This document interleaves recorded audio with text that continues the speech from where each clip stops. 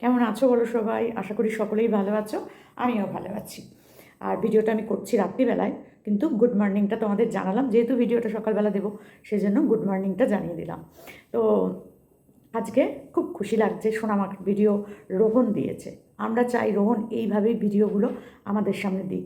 সারাদিন বাবা আর মেয়ে কী করে, খুনসুটি, খাওয়ানো, ঘুম পাড়ানো, তাকে নিয়ে ঘুরানো, মানে তার সমস্ত কিছু আমাদের সাথে শেয়ার করুক, আমরা এটাই চাই, তাই না? ভিডিওটা দেখেছি আমি অনেকক্ষণ, কিন্তু ভিডিওটার সাথে সাথে যে আমি রিয়াকশানটা দিই সেটা আর তোমাদের কাছে দিতে পারিনি, কারণ বাড়িতে একটু লোকজন এসছিল, তাই জন্য আর দিতে পারিনি। তো চলো আজকে ওটা নিয়েই কিছু কথাবার্তা বলা যাক। হ্যাঁ, ভিডিও দেখেছি অথচ কিছু বলবো না, তা কী করে হয় বলো? তো যেটা বলতে এলাম সেটা হচ্ছে, সোনামাকে নিয়ে রোহনের অনেক কিছু চেঞ্জ করতে হবে, অনেক স্বভাব রোহনের চেঞ্জ করতে হবে, সোনামারও অনেক স্বভাব রোহনকে চেঞ্জ করাতে হবে, তাই না? সোনামাকে যদি এই রাত্রির 1টা অবধি জাগিয়ে রাখে, সোনামা রাত 3টে অবধিও জাগতে পারবে, কোনো ব্যাপার না। সেই জন্য বাবাকেই সময়টাকে পাল্টাতে হবে, ওকে ঘুম পাড়ানোর। ও 1টা অবধি জেগে থাকে বলে আমি ওকে 1টা অবধি জাগিয়ে রাখাবো, তা কিন্তু করলে চলবে না, কারণ ওর স্কুল সকাল 7টায়। সকাল 7টায় ও কোনো দিনই উঠতে পারবে না, স্কুলেও যেতে পারবে না, তাই না? ওই জন্য যখন স্কুলে ভর্তি করানো হয়ে গেছে, তখন তাকে স্বভাবটা চেঞ্জ করাতে হবে, তার ঘুমানোর টাইমটা চেঞ্জ করাতে হবে, তাকে ওঠানোর টাইমটাও চেঞ্জ করাতে হবে, বাবাকেই করাতে হবে, কারণ ওর মা নেই, বাবাকেই করাতে হবে। তো বাবাকেও তার জন্য তাড়াতাড়ি ঘুমোতে হবে আর তাড়াতাড়ি উঠতে হবে। আর তার সাথে সাথে যদি ঘুমোও দেরি করে, তাহলেও ঘড়িতে অ্যালার্ম দিয়ে রাখতে হবে যে আমার মেয়েকে ঠিক 7টার মধ্যে আমি স্কুলে পাঠাবো। তবেই কিন্তু অভ্যেস তৈরি হবে, না হলে কোনো দিন এই অভ্যেস তৈরি হবে না। না বাচ্চা ঘুম থেকে উঠবে, না বাবা ঘুম থেকে উঠবে। এটাই হবে, বাবাও 12টা, 1টা, 1:30 দুটোই ঘুমোবে, আর মেয়েও 1টার সময় ঘুমোবে। তাহলে আর স্কুল কোনো দিনই হবে না। তাই জন্য বাবা হয়ে ফার্স্টে তোমার এই ঘুমের অভ্যাসটাকে পরিবর্তন করতে হবে, কারণ স্কুল যখন 7টায়, বাচ্চাকে ওঠাতে হবে মিনিমাম 6টার আগেই ওঠাতে হবে। নাহলে কী করে সে তৈরি হবে? পটি যাবে, দাঁত ব্রাশ করবে, জামা কাপড় চেঞ্জ করাতে হবে, চুল বেঁধে দিতে হবে, কিছু খাওয়াতে হবে, টিফিন দিতে হবে, তারপর তাকে স্কুলে পৌঁছাতে হবে ঠিক 7টার মধ্যে। তাহলে তাকে 6টার আগে না ওঠালে তো হবে না, তাই না? তো সেই নিয়মটা এখন থেকেই তৈরি করতে হবে। তুমি সকাল 10টায় ঘুম থেকে উঠিয়ে তো বাচ্চাটাকে স্কুলে পাঠাতে পারবে না, কোনো স্কুলেই পাঠাতে পারবে না। স্কুল যদি 10টা থেকে হয়, তাহলে বাচ্চাটাকে অন্তত 8টার মধ্যে ঘুম থেকে ওঠাতে হবে। কিছু নিয়মকানুন তো তোমাকেই মানতে হবে, তাই না? ও তো কিছু জানে না, ও তো কিছুই বোঝে না, রাত 1টা কি আর সকাল 6টা কি, কিছুই বোঝে না। বাবা মা যেমন করে তৈরি করবে, বাচ্চা ঠিক তেমনভাবেই তৈরি হবে। তো সেখানে দাঁড়িয়ে মর্নিং স্কুলে আমিও পড়াশোনা করেছি, তো সেই জন্য ভোরবেলায় ওঠার অভ্যেসটা আমাদের হয়ে গেছিলো, কাউকে আর বলতে হতো না, আমরা ঠিক টাইমেই উঠে যেতাম। উঠতে ইচ্ছা করতো না, তাও উঠতাম। আমার মেয়েদেরও মর্নিং স্কুল ছিল, সেই একই অবস্থা, চোখ বন্ধ করে থাকতো, আমি ওই অবস্থায় জামা কাপড় পরাতাম, ওই অবস্থাতেই চুল বেঁধে দিতাম, ওই অবস্থাতেই রিক্সায় প্রায় টেনে নিচড়ে তুলে দিতাম, এইরকমই অবস্থা হতো জানো। তো সেই জন্য বলছি যে বাবা মাকেই তৈরি করতে হয় বাচ্চার ছোটোর থেকে, মানে সমস্ত নিয়মকানুন, আদব কায়দাগুলো। তা তোমাকে ওকে ঘুমটা আরও আগে থেকে পড়াতে হবে, 1 নম্বর। 2 নম্বর যেটা দেখলাম সেটা হচ্ছে, ও এখনও বিছানায় বাথরুম করে ফেলে। তো সেখানে তোমাকে এই স্বভাবটা পাল্টাতে হবে। আর যদি এখনও না পাল্টাতে পারো, খুব ভালো উপায় আছে, প্লাস্টিক পেতে শোয়ানোটা খুব বাজে অভ্যেস। ওকে প্লাস্টিক পেতে শোয়াবে, ও কখন বাথরুম করে শুয়ে থাকবে তুমি কিছু বুঝতে পারবে না। আর বাচ্চারা টয়লেট করলে রাত্রিবেলায় বুঝতেও পারবে না, নড়াচড়াও করবে না, কিছুই না, ওই ভিজের মধ্যেই শুয়ে থাকবে। তো সেই কারণে ওকে প্যাম্পার্স করে শোয়াও। ঠান্ডার মধ্যে ওর যদি ওই ভিজের মধ্যে শুয়ে থাকে, ওর সর্দি কাশি অবধারিত হবেই হবে, তার সাথে সাথে র্যাশও বেরোতে পারে না। ওই ভিজে প্লাস্টিকটার মধ্যে শুয়ে থাকলে ওর ঠান্ডা লেগে যাবে। প্যাম্পার্স পাওয়া যায় এখন সব রকম বয়সের বাচ্চাদের। আমরা এখনও আমাদের মিমিসোনাকে প্যাম্পার্স পরিয়ে রাত্রিবেলা শোয়াই, সারাদিন পড়াই না, কিন্তু শোয়ানোর সময় ওকে প্যাম্পার্স পরেই শোয়াই। ওরও আজকে 4 বছর বয়স হয়ে গেল। তো আমরা কিন্তু ওকে প্যাম্পার্স পরে শোয়াই, যেহেতু ডিপ ঘুমিয়ে পড়ে, ওকে আমরা সারাদিন ঘুম পাড়াই না। যদি কোনো দিন ঘুমিয়ে পড়লো তো পড়লো, না হলে ওকে আমরা ঘুম পাড়াই না। ঠিক 9টা, খুব বেশি হলে 9টা, 9:30, তারপরে আর ওকে আমরা জাগাই না। ঠিক সকালবেলা উঠে পড়ে, ঘুম ভেঙে যাবেই যাবে। যেদিনকে রাত্রির 1টা 1:30 অবধি জেগে থাকে, সেদিনকে ওই বেলা 10টা 11টায় ওঠে। তো সেই জন্য স্কুল যখন থাকবে তখন ওকে ওইভাবে ঘুম পাড়ালে চলবে না। আর অবশ্যই প্যাম্পার্স কেন, প্যাম্পার্সের এমন কিছু বেশি দাম না। তুমি প্যাম্পার্স কিনে ওকে রাত্রিবেলায় প্যাম্পার্স করে শোয়াবে, তাহলে তুমিও ভালো করে ঘুমোতে পারবে, বাচ্চাও ভালো করে ঘুমোতে পারবে। সকালবেলা ঘুম থেকে উঠে প্যাম্পার্সটা খুলে ফেলে দেবে, ব্যাস হয়ে গেল। কোনো অসুবিধা নেই, বাচ্চাটাও শান্তি করে ঘুমোতে পারবে এই ঠান্ডার মধ্যে। প্লাস্টিক পেতে কেউ শোয়ায়? কখনো প্লাস্টিক পেতে বাচ্চাটাকে শোয়াবে না। খুব খারাপ করছো, বাচ্চাটার স্বভাবগুলো তুমি পরিবর্তন করো। তার আগে তুমি কিছু নিজে জিনিসগুলো শিখে নাও আমাদের থেকে। তোমাকে শেখানোর লোকের দরকার আছে, সেই জন্য আমরা আছি। এত দর্শক আছে, সবাই তোমাকে সেই কথাগুলো নিশ্চয়ই লিখবে তাদের কাছ থেকে। অবশ্যই জেনে তুমি সেইগুলো বাচ্চাটার ওপরে অ্যাপ্লাই করবে। তাহলে বাচ্চাটাও ভালো থাকবে, তুমিও নিশ্চিন্তে ঘুমোতে পারবে, তাই না? আর এই যে তুমি ওকে জ্যাকেটটা পরে শোয়াচ্ছ, এটা কিন্তু খুব খারাপ। বাচ্চাকে কখনোই গরম জামা কাপড় পরে শোয়াতে নেই। ওই যে গেঞ্জি জামা প্যান্টগুলো দিয়েছে যারা, ফুল প্যান্ট আর ফুল গেঞ্জি, ওইগুলো পরে শোয়াও। ওইগুলো পরে ওকে শোয়াও। কোনো সময়ের জন্য জ্যাকেট, সোয়েটার, মাথায় টুপি, পায়ে মোজা, এগুলো পরে বাচ্চাদের শোয়াতে নেই, কখনো শোয়াতে নেই। কারণ এমনিই বাচ্চাদের শরীর গরম থাকে, এমনিই ওরা বেশি দেখবে জামা কাপড় পরতে চায় না। অনেক আমাদের মিমিসোনা তো সোয়েটারই পরতে চায় না, মোজাই পায়ে পড়তে চায় না, আমরা জোর করে পড়াই। তো যখন পড়তে চায় না, খুলে দিতে চায়, আমরা খুলে দিই। খাটের ওপর থাকলে কোনো অসুবিধা নেই, কিন্তু মাটিতে যখন ঘোরে তখন মোজাটা অবশ্যই পায়ে পরিয়ে রাখা দরকার। তো যাই হোক, এইগুলো তুমি একটুখানি দেখার চেষ্টা করো, কারণ বাচ্চাটা সত্যি কিন্তু ওকে দেখার কিন্তু লোক নেই, সত্যিই লোক নেই। এবার আসি 4 নম্বরে। 3 নম্বর অবধি বলে দিলাম। 1 হচ্ছে ঘুমের অভ্যেস, 2 হচ্ছে প্যাম্পার্স, আর 3 হচ্ছে এই তোমার কী যেন একটা বললাম, যা আমি নিজেই তো ভুলে যাই, কী বলবো বলো। যাই হোক, তাহলে 3 নম্বরটাই বলি। সেটা হচ্ছে যে হাতে ফোন দেওয়াটা এবার ওকে বন্ধ করো। ফোন প্রচণ্ড পরিমাণে ফোন দেখে সোনামা, তো সেই সোনামাকে এবার ফোন দেখাটা বন্ধ করো। রাত্রি 1টার সময়ও ও কিন্তু বলছে আমি ভিডিও দেখব, মানে ফোন দেখবে। তার জন্য তুমি ওকে কি বলছো, দাঁত দেখি তো দাঁতগুলো ভেঙে দেবো। দাঁত ভাঙতে হবে না, তুমি ফোনটাই আনবে না ওর সামনে রাত্রিবেলা, মানে ঘুমানোর টাইমে। ও যখন ঘুম পাড়াবে, ওকে খুব বেশি হলে 9টা অবধি জাগিয়ে রাখবে, তারপর কিন্তু এক ফোঁটাও জাগাবে না। ঘুমাতে হবেই। আর তুমি এই স্বভাবটা ওর তৈরি করো, দেখো ও ঠিক ঘুমিয়ে পড়বে, তারপরে ও আর জাগতেই পারবে না। ওকে অভ্যেসটা এখন থেকে তৈরি করো, না হলে ওকে কোনো দিন স্কুলে পাঠাতে পারবে না। তো সেই জন্য বলছি যে বাচ্চাদের অভ্যেস কিন্তু বাবা মাকে তৈরি করতে হয়, তার সাথে সাথে বাবা মাকেও নিজের কিছু স্বভাব পরিবর্তন করতে হয়।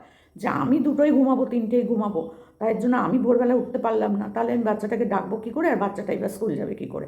কারণ আমাকেই তো তৈরি করে দিতে হবে, তাই না? তাই জন্য বাবা মাকেও কিছু স্বভাব চেঞ্জ করতে হয় ছোট অবস্থায় বাচ্চাদের। তো তারপরে ওর খাওয়া দাওয়ার অভ্যেস, খাওয়া দাওয়া তো আমরা ওর দেখতে পাই না, কিন্তু ও খেতে ভালোবাসে। সোনামা কিন্তু সব খাবারই খায় এবং খুব খেতে ভালোবাসে সোনামা। এটা নিয়ে কোনো কিছু বলবো না, বাচ্চাদের খাওয়া দাওয়া নিয়ে বা কারোর খাওয়া দাওয়া নিয়ে আমি কোনো সময় কিছু বলতে চাই না, আমার ভালো লাগে না। তো যাই হোক, সব কিছু পরিবর্তন কিন্তু এবার থেকে তোমাকে করতে হবে। আর একটা জিনিস শুনে খুব ভালো লাগলো যে লিসান রাগ কমিয়ে নিয়েছে। লিসানের সাথে তোমার যে ঝামেলাটা চলছিল সেটা ঠিক হয়ে গেছে। রাগ হবে নাই বা কেন বলো? লিসান তো তোমাকে বারণ করেছিল না পোষ্যটাকে বাড়িতে না আনতে, প্লাস তোমার বাবাও বারণ করেছিল, তারপরেও তুমি তাকে বাড়িতে নিয়ে এসেছো। এখনও ওটা তোমার বাড়িতেই আছে, তুমি তো সোনামাকে বললে যে ওই যে ওখানে আছে, সেটাও বুঝতে পারলাম, কিন্তু আমি বলবো ওটাকে বাড়িতে রেখো না, ওটাকে এখন বাড়িতে রেখো না। এমন কারোর কাছে রাখো যে যত্নে ওকে দেখাশোনা করতে পারবে, ভালো রাখতে পারবে। তুমি তার খাবার দাবার, ওষুধপত্র সব কিছুর ব্যবস্থা করে দাও, কিন্তু তুমি তোমার বাড়িতে ওকে রেখো না। কারণ সোনামাকে দেখভাল করার পর ওকে দেখভাল করাটা খুব খুব টাফ ব্যাপার। কারণ ওকে ইঞ্জেকশান দেওয়ানো, ওষুধ খাওয়ানো, তার পটি পরিষ্কার করা, তার খাবার তৈরি করা, অনেক অনেক কিছু ব্যাপার থাকে, অনেক কিছু ব্যাপার থাকে। আর সোনামা এখনও পর্যন্ত সব কিছু বোঝে না। তো কখন কোন সময় চিপে চুপে ধরবে আর ও কিক করে একটু কামড়ে দেবে, তো সেইটা বুঝতে পারছো তো, খুব টাফ ব্যাপার।